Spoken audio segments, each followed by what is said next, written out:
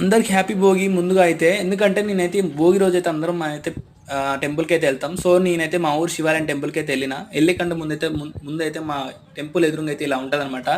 చుట్టూ చెట్లుండి మధ్యలో అయితే దారి ఉంటుంది. మీ ఊర్లో టెంపుల్ అయితే ఎలా ఉంటుందో మన వీడియోకి అయితే కామెంట్ చేయండి, అంతేకాకుండా లైక్ చేయండి. మన వీడియో మీకు అందరు చూస్తారని అయితే అనుకుంటున్నా. మన వీడియో మీకు నచ్చుతుంది అనుకుంటున్నా.